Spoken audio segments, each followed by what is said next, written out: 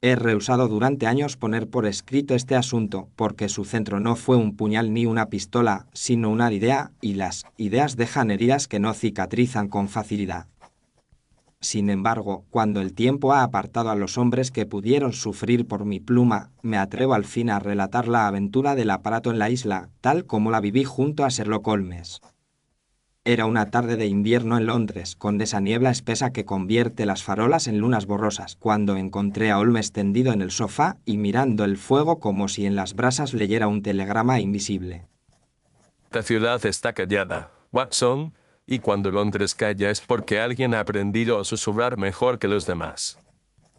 En aquel entonces yo alternaba mi consulta con mis deberes domésticos, y no ignoraba que el ánimo de Holmes se volvía más agudo cuando la rutina parecía más segura. Doctor, hay un caballero que insiste en verle, y le ruego que me disculpe si digo que su prisa tiene un perfume de oficina y no de visita. La observación de la buena señora, que ya conocía las rarezas de nuestro hogar, me hizo alzar la vista antes de que la puerta se abriera.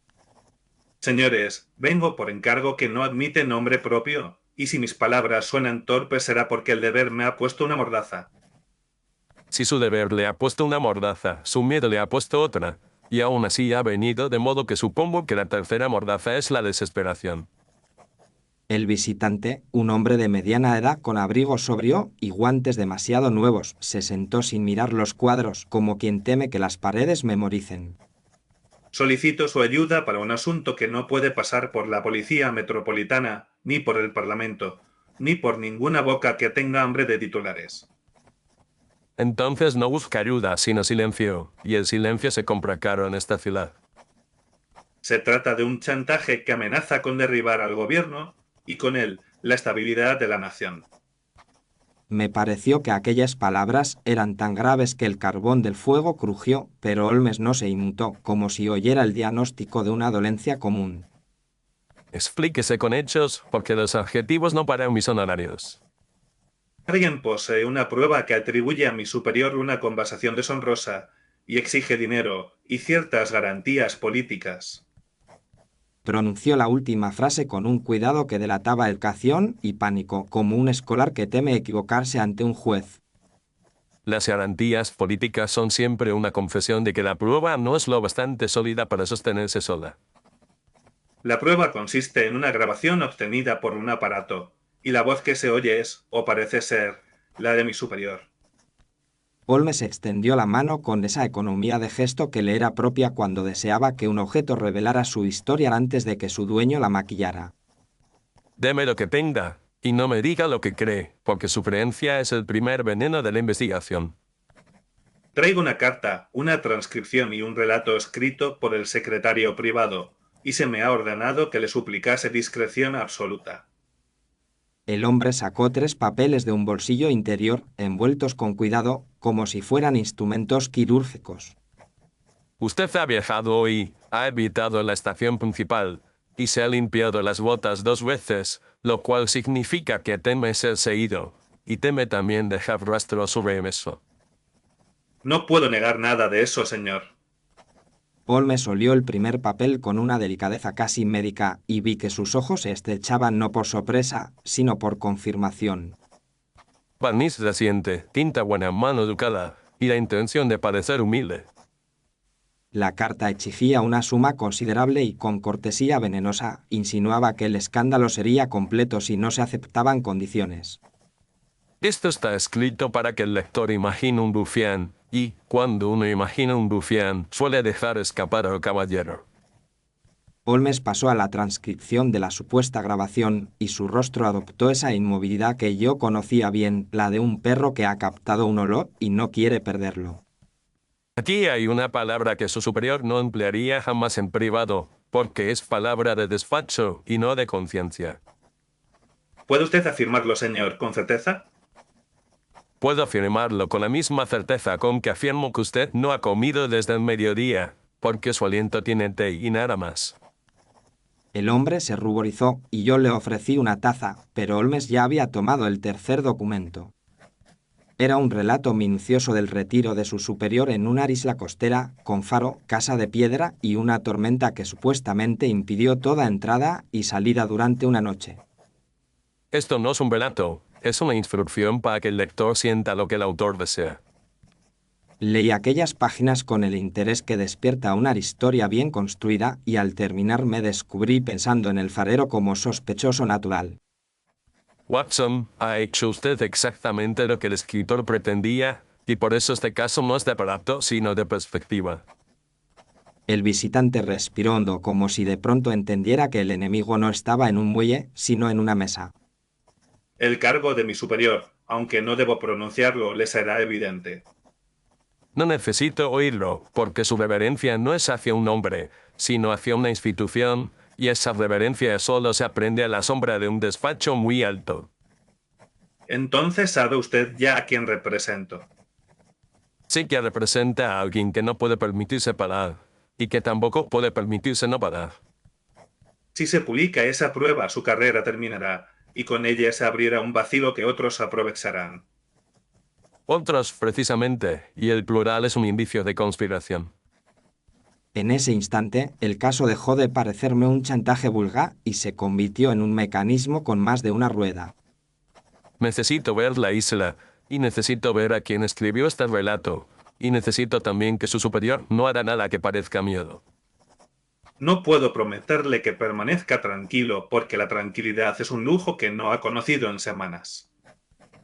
Entonces prométame al menos que permanezca en silencio, porque el silencio es un lujo que todavía puede permitirse. Nuestro visitante asintió y, antes de irse, se detuvo con un gesto casi infantil. ¿Cómo llamará usted a este caso si alguna vez lo escribe, doctor?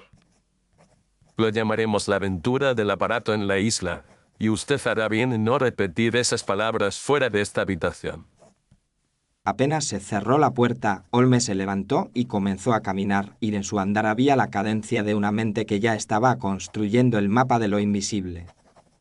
Hay tres caminos para engañar a un hombre, Watson, y que en este asunto los tres se combinan. Le pedí que se explicara, porque yo sabía que, al hablar, Holmes ordenaba sus pruebas como un músico afín a su instrumento.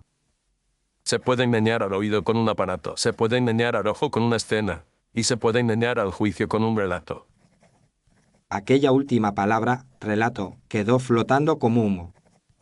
Si la prueba fuese tan fuerte como afirma el chantajista, no pediría garantías políticas, porque el escándalo bastaría. Holmes tomó su violín, lo dejó a un lado y en su lugar escribió una nota breve con su letra punzante. Enviaré un mensaje a un amigo en el servicio telegráfico, porque quiero saber qué tormento hubo realmente aquella noche.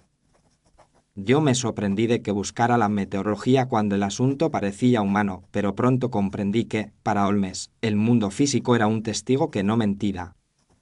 Y pediré al Lestrade que se mantenga cerca, no para dirigir, sino para cerrar una puerta cuando sea necesario. No tardó en llegar la respuesta a esa convocatoria, porque el inspector de Scotland Yard no podía resistirse a la promesa de un caso alto, aunque le irritara admitirlo. Espero que esto merezca mi tiempo, porque la última vez que me hizo venir acabé persiguiendo a un contable que resultó ser poeta. Este contable y Lestrade escribe poemas que derivan gobiernos. No me hará bromas con la palabra gobierno, porque a mí me pagan por las botas, y las botas no entienden de política. Lestrade leyó los papeles con el ceño fruncido y vi que su instinto buscaba un cuchillo, una ventana forzada, un hombre en el barro. Una grabación, dice usted, y una isla, y un farero con deudas, y una tormenta, y un mapa con amenaza. Y un secretario con pluma, Lestrade, que es lo más peligroso de todo. Insinúa que el secretario es el culpable. Insinúo que quien escribe el primer relato suele escribir también el final, si nadie le quita la pluma. A la mañana siguiente partimos hacia la costa y el invierno nos acompañó como un guardia silencioso. El tren nos condujo a un puerto gris donde el mar parecía una plancha de metal bajo un cielo de ceniza. En una posada cercana al muelle encontramos refugio y allí apareció una mujer de edad madura con ojos atentos y manos de trabajo. Doctor, si vienen por la isla, sepan que el mar no quiere visitas, y hoy lo demuestra con su humor. Me sorprendió oírla, porque su acento era de costa y no de ciudad, pero su español era claro y medido, como el de quien trata con viajeros de muchos lugares. Buscamos a quien nos diere, y también buscamos a quien haya oído hablar de un aparato extraño. Aquí se oyen muchas cosas, y casi todas son mentiras con botas mojadas. Holmes sonrió, porque apreciaba la inteligencia en cualquier forma, y la señora lo miró como quien reconoce a un cliente que no desperdicia palabras. He oído hablar de un faro en la isla y de una casa donde los señores importantes se esconden para descansar, aunque nadie descansa del todo cuando lleva un secreto. La frase me pareció demasiado aguda para una simple posadera, y Holmes la anotó en su memoria sin que su rostro lo delatara. ¿Ha visto usted alguna caja, algún armatoste, algún objeto que parezca de teatro o de taller? Vi una vez un cajón bajar de un carro, y el hombre que lo llevaba cuidaba más del cajón que de su propia espalda. Le pregunté si podía describir al hombre, pero la señora negó con sinceridad. Solo vi su prisa y sus guantes, y los guantes eran de quien no trabaja con sal, porque la sal se come el cuero. Holmes tomó nota de los guantes, y yo supe que aquel detalle se volvería una llave. La travesía se hizo en una embarcación modesta, y el viento nos azotó con rudeza, pero Holmes parecía más despierto cuanto más áspero se volvía el mundo. La isla emergió al fin como un lomo oscuro, y el faro se alzaba sobre ella como un dedo que acusara al cielo.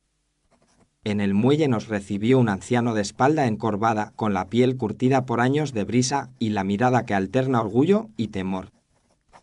Si vienen por el señor importante, ya se fue, y si vienen por el faro no se mueve para complacer a nadie. No venimos por complacencia, sino por verdad. Y la verdad no exige, solo pregunta.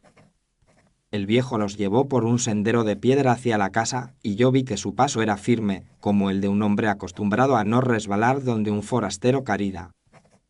Esa noche hubo tormenta, y el mar rugió como si quisiera morder la isla. El anciano estuvo a punto de usar una palabra que habría sonado a imitación de ruido, pero se contuvo, y esa contención me pareció más humana que cualquier dramatismo. Dígame, ¿ha tenido usted deudas? ¿Quién no las tiene cuando el invierno alarga los días y acorta el dinero? ¿Y ha recibido usted alguna visita que le prometiera alivio a cambio de silencio? He recibido visitas de la soledad, señor, y de esas no hay alivio.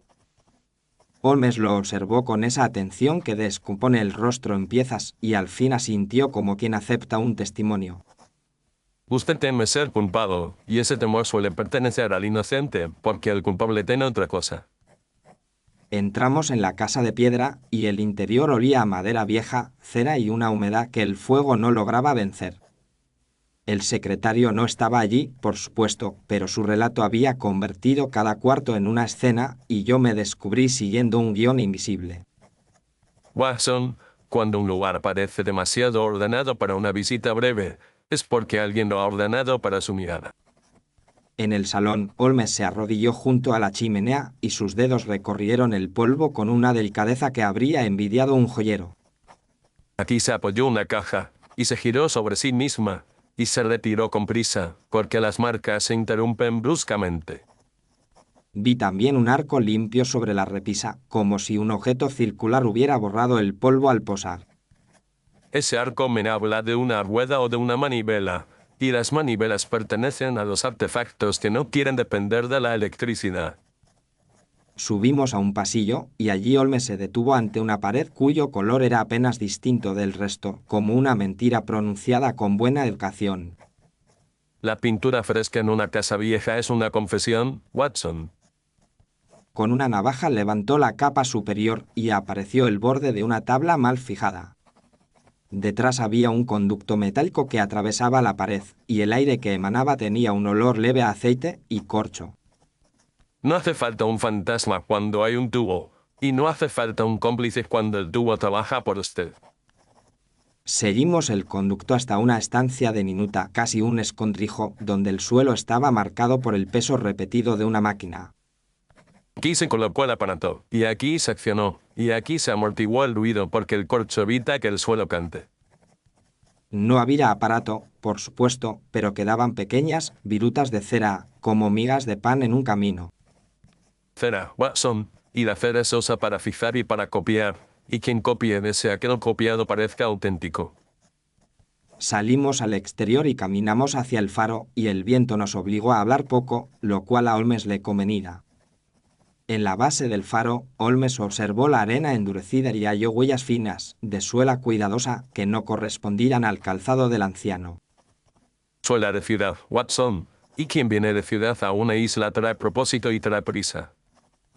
El farero nos miró con una mezcla de furia y resignación, como si cada huella fuese una acusación contra su vida entera. Yo no he salido del faro esa noche porque el mar me retuvo como siempre me retiene. No creo, porque sus manos huelen a lámpara y a cuerda, y no aceite de máquina fina. Holmes se dirigió entonces al anciano con una amabilidad inesperada. Necesito que me diga quién, además del señor importante y su séquito, tenía acceso a la casa. Vinieron 3 y el que mandaba era el que escribía porque su pluma ordenaba hasta el modo de poner la mesa. Aquella tarde recibimos un mensajero en la isla que había llegado a pesar del mal tiempo con una carta envuelta en un sobre impecable.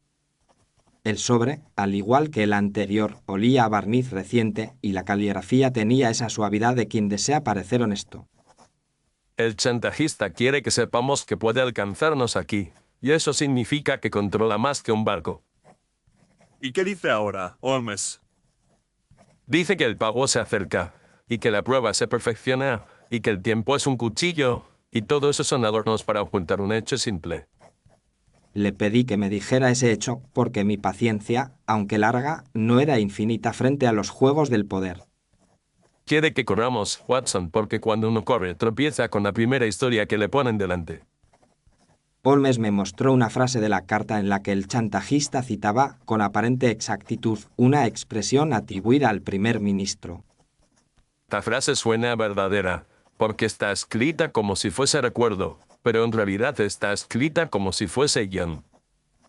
Aquella distinción tan sutil me hizo sentir el vértigo de quien comprende que la realidad puede redactarse. Al caer la noche, nos retiramos a la casa y el farero volvió a su torre y el viento continuó su trabajo como si quisiera borrar las huellas del día. Holmes, sin embargo, no dormía y en su rostro había una atención que no era excitación, sino cautela. Quiero que me describa, Watson, el relato del secretario, pero descríbamelo como si usted lo hubiera escrito. Obedecí y al hacerlo noté los lugares donde el texto me obligaba a sentir y los lugares donde me evitaba pensar. Ahí está, Watson, porque un relato honesto deja huecos por ignorancia, pero un relato tramposo deja huecos por diseño. En aquel momento yo no sabía aún cuánto peso tendría esa palabra diseño. A la mañana siguiente, el tiempo amainó lo suficiente para que regresáramos al puerto, pero Holmes insistió en dejar la isla con una certeza más. El aparato no se construyó para esta isla, sino que se trajo, y quien lo trajo debió entrar y salir, lo cual exige una ventana en la tormenta. Al llegar a tierra, Holmes se dirigió de inmediato al registro del puerto y a las conversaciones discretas que su talento sabía provocar. Con un sencillo gesto de interés, obtuvo del empleado la hora exacta de la marea y la constancia de que la tormenta había variado. El secretario colocó la tormenta donde le convenía, Watson, porque necesitaba un cerrojo que el lector aceptara sin preguntar. De pronto el relato entero se me mostró como una cerradura, no como una crónica.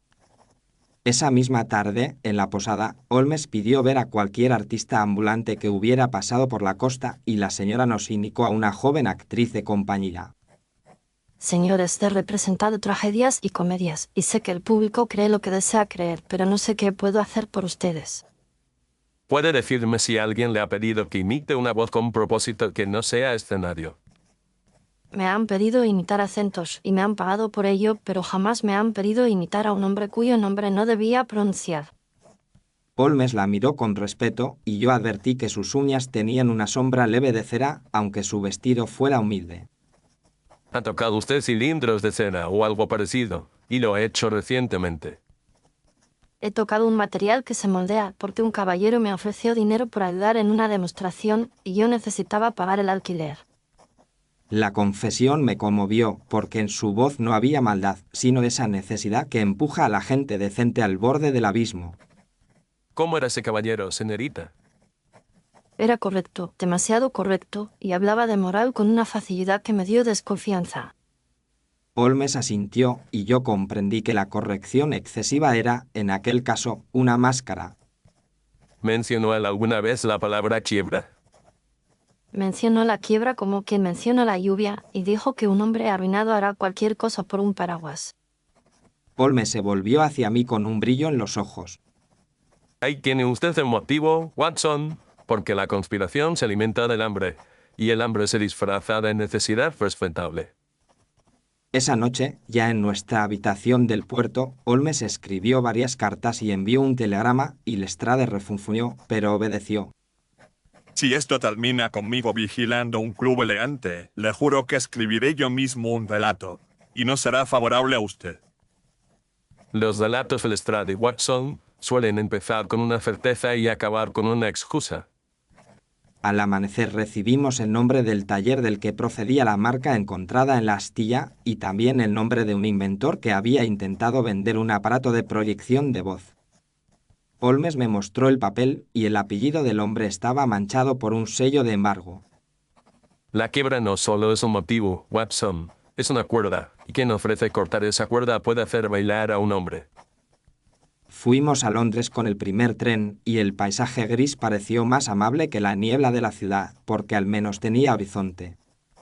De regreso en Baker Street, la señora Usson nos recibió con esa mezcla de paciencia y reproche que solo una madre adoptiva puede sostener frente a dos hombres empeñados en perseguir el peligro. Señor, les han traído el mar en los zapatos, y le ruego que no traigan también al gobierno al felpudo. Solo traemos una pregunta, señora, y una taza de té nos bastará para colocarla donde debe. Mientras la señora atendía el servicio, Holmes dispuso los papeles sobre la mesa como un ajedrecista que coloca piezas sin revelar su intención. En ese momento llegó un carruaje discreto y nuestro visitante de mediana edad volvió, esta vez con el rostro aún más pálido. Mi superior ha recibido un segundo aviso y la presión es tal que ha empezado a desconfiar de todos, incluso de su propia sombra. Su sombra, al menos, no escribe relatos. El secretario privado insiste en que el farero es culpable y desea que se le detenga antes de que el asunto crezca. El deseo del secretario es una pista, porque quien propone un culpable con tanta rapidez suele querer cerrar la puerta antes de que entren preguntas. Holmes pidió ver al secretario y el visitante dudó, porque la jerarquía es un muro incluso cuando se está cayendo el techo. Puedo concertar una entrevista, pero le suplico que sea breve, porque cada minuto sin respuesta le parece una derrota. Entonces dígale que la victoria más rápida es la que se toma sin correr. Aquella tarde, en una casa oficial cuyo lujo era sobrio y cuya seguridad era invisible, conocimos al secretario privado. Señor Holmes, su reputación es tan grande que casi me inquieta tenerlo en el mismo cuarto que mis papeles. Sus papeles, señor, ya se han inquietado solos porque han escrito más de lo que usted cree.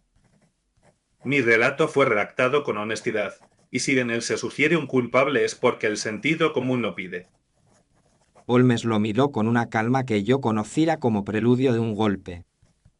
El sentido común, señor, es una herramienta útil, pero en manos de un conspirador se convierte en billete. Insinúa que soy yo quien conspira. Insinuó que usted redactó el primer mapa del caso, y quien dibuja el mapa suele decidir dónde caen los viajeros. El secretario se permitió una sonrisa fina, como quien considera la frase un ingenio literario. Usted es brillante, señor Holmes, pero la política no se resuelve con deducciones, sino con hechos. Los hechos, señor, son su materia prima, y sus adjetivos son su herramienta, y eso me preocupa. Yo observé las manos del secretario, y aunque eran limpias, vi en su dedo una marca leve, como de presión repetida sobre una manivela o un borde duro. Holmes también lo vio, y su mirada se endureció sin volverse hostil.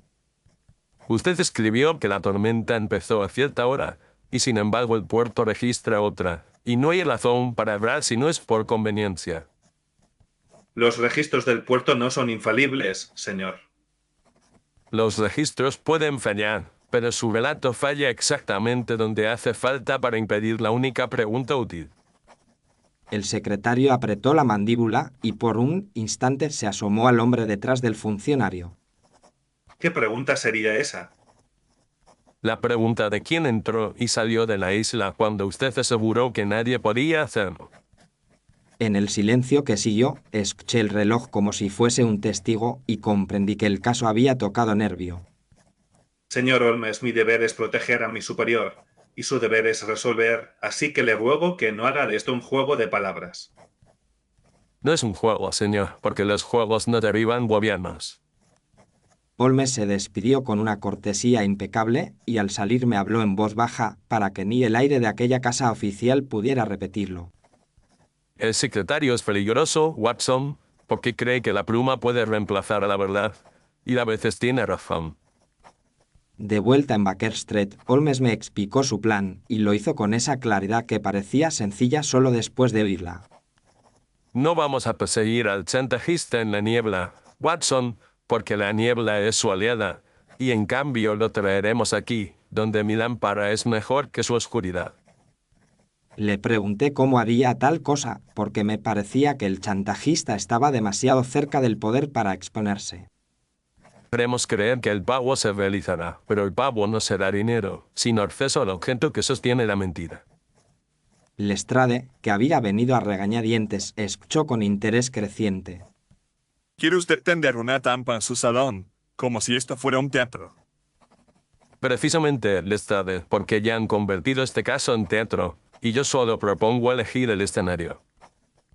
Durante 2 días Holmes se movió por Londres como un rumor, y yo apenas lo vi porque su trabajo consistía en sembrar una idea en oídos adecuados. Comprendí que su red de informantes, tan despreciada por los hombres de uniforme, era en realidad una segunda policía hecha de vendedores, mensajeros y dependientes. La tarde del tercer día llegó la pieza que faltaba, traída por un joven de rostro agotado y ojos encendidos por vergüenza. Señores, me han dicho que aquí puedo hablar sin que mi nombre sea devorado por los periódicos. El joven era el inventor, y la quiebra se le veía en los hombros como una enfermedad que encorva más que la edad. Puede hablar, porque aquí lo único que se devora es la mentira.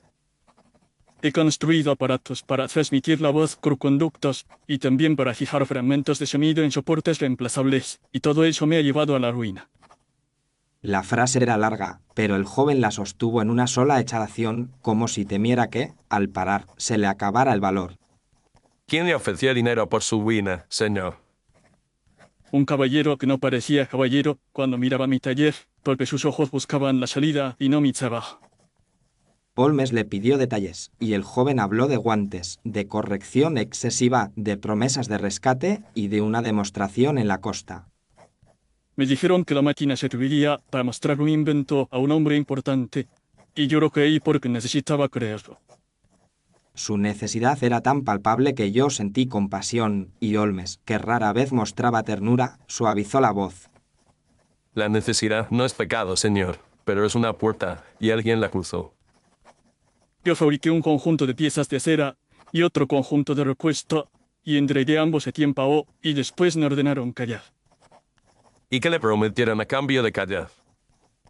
Me prometieron que mi quiebra sería invisible y de mis acreedores olvidarían mi nombre. Holmes asintió, y yo vi que aquella promesa era precisamente el tipo de promesa que solo puede cumplir un hombre con acceso a oficinas. Usted no vendió un aparato, señor, vendió su silencio, y eso indica que el comprador no era un ladrón, sino un administrador del miedo. El joven se cubrió el rostro con las manos, y en ese gesto estaba el peso de todos los inventores que han confundido la esperanza con la salvación. Holmes lo envió a descansar con dinero suficiente para comer sin humillación, y yo anoté ese detalle porque mostraba que incluso la mente más fría puede comprender la miseria. Esa noche Lestrade se apostó en la escalera como un perro guardián que no entiende el tesoro, pero protege la puerta. Si este hombre no aparece, me habré perdido una cena caliente por nada, y usted me deberá una explicación, Holmes. Si aparece, Lestrade, la explicación será el menor de sus problemas. Holmes colocó sobre la mesa una caja vacía y junto a ella un sobre, idéntico a los del chantaje, como si invitara al adversario a reconocer su propia caligrafía. Yo, sentado con el corazón más inquieto de lo que quería admitir, escuchaba los ruidos de la calle como quien escucha pasos de un ladrón en su propia casa. La puerta exterior sonó al fin, y la señora Uson, advertida por Holmes, fingió no ver nada, porque la discreción también es una forma de coraje. Doctor, el doctor y el caballero están ocupados, pero si su asunto es urgente, quizás pueda dejarlo por escrito. Oí una voz controlada responder desde el rellano, y el tono me pareció demasiado educado para ser honesto. No es asunto para dejar por escrito, señora, porque la tinta es indiscreta cuando el papel cae en malas manos. La voz era la del secretario, y en aquel instante comprendí que el propio mapa lo había traído a nuestra mesa. Holmes me miró, y en su mirada había una orden silenciosa de calma. ¿Qué le pasa, señora? Porque el aire de esta casa ya ha leído su historia. El secretario entró y por primera vez vi en sus ojos algo que no estaba en su rostro público, que era miedo desnudo. Señor Holmes, temo que su curiosidad le haya llevado a tocar cosas que no debe tocar. No las toco por curiosidad, señor, sino por higiene, porque las mentiras de Estado son una infección. Lestrade apareció desde la sombra, y el secretario se detuvo como un hombre que ve una puerta cerrarse. Buenas noches, señor. Y le ruego que no hará movimientos bruscos porque mi paciencia es corta y mi deber es largo. Esto es una indignidad, inspector, y usted lo sabe. Las indignidades suelen empezar con una pluma y acabar con esposas, y a mí me toca el final. El secretario intentó recomponerse, pero Holmes lo interrumpió con una voz tan serena que parecía un dictamen médico. Usted vino por los soportes de cera y por el documento que fija el relato, porque sin ellos su historia no se sostiene. No sé de qué me habla. Sabe de tubos, sabe de corcho, sabe de pintura fresca, y sabe de tormentas colocadas a conveniencia. Vi entonces que el secretario, pese a su aplomo, no podía impedir que su mirada fuera hacia la caja vacía sobre la mesa. Su error fue creer que el poder está en el aparato, cuando en realidad está en el punto de vista. Usted no puede probar que yo haya hecho nada. Puedo probar que usted escribió un relato para señalar a un inocente, y puedo probar que compró el silencio de un hombre arruinado, y puedo probar que organizó el retiro en la isla para que el escenario pareciera inevitable.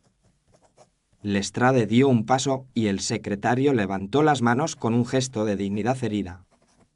Si lo hice para salvar a algo mayor, porque hay fuerzas que desean el caos, y un escándalo controlado es mejor que una guerra abierta. Eso es lo que se dice uno a sí mismo cuando ha confundido la nación con su propia carrera.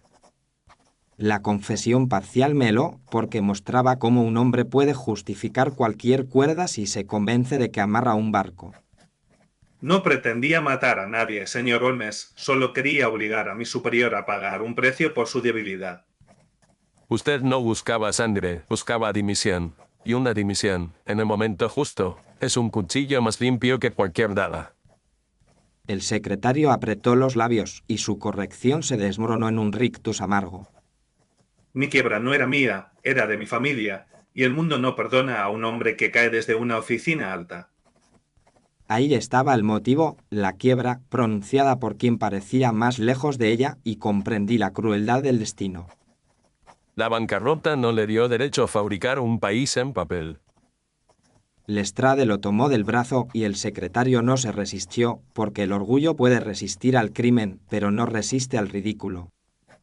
Señor, caminará usted conmigo, y si su historia era tan sólida, podrá contársela a un juez sin necesidad de barniz. Cuando se lo llevaron, Holmes se sentó como si el caso le hubiera dejado cansancio, no por dificultad, sino por asco. Esto no termina aquí, Watson, porque el secretario era una rueda, y las ruedas no giran solas. Le pregunté si había otros implicados, y él asintió sin necesidad de nombres. Hay hombres que se alimentan del vacío, y querían el vacío, pero no les daré el gusto de una revelación brillante. Holmes envió una nota al funcionario, y lo hizo con la misma discreción con que un médico envía un diagnóstico grave a una familia. Al día siguiente supimos que el primer ministro no pagaría, porque la prueba quedaba desarmada y la conspiración se había quedado sin su relato principal. También supimos que el farero sería exonerado en silencio y que su nombre no se mancharía, porque Holmes insistió en ese punto con una firmeza moral. El inventor, el joven arruinado, fue ayudado lo bastante para no caer en manos peores, y su aparato quedó en custodia donde no pudiera tentar a los ambiciosos. Durante una semana, Holmes permaneció extraño, más callado de lo habitual, como si el caso le hubiera mostrado algo desagradable sobre el mundo que incluso él prefería no mirar. Watson, un asesinato deja un cadáver, pero una conspiración deja un país sospechando de sí mismo.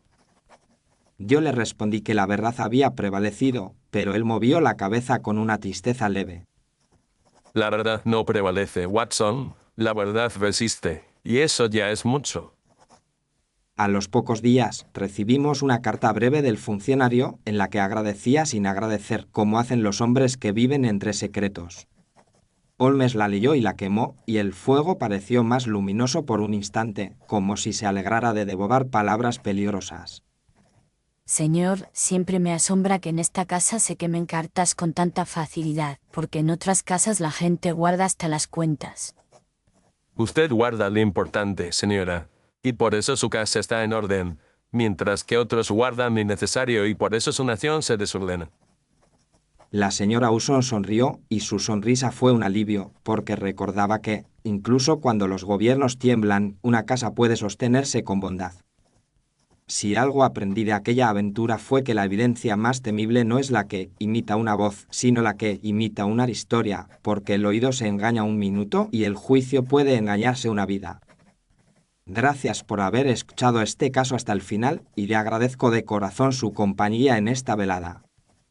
Si le ha gustado, deje su me gusta, suscríbase al canal y comparta en comentarios qué detalle le hizo sospechar antes de la revelación. Si desea apoyar esta serie, puede hacerlo mediante el código QR en la esquina inferior derecha del vídeo mediante el enlace de la descripción, y su ayuda mantiene vivas estas narraciones. En la descripción también encontrará enlaces a otras obras de series completamente distintas, por si le apetece explorar nuevos misterios más allá de este ciclo. Me despido con gratitud, le deseo una excelente noche, y le invito a acompañarnos en el próximo caso inédito.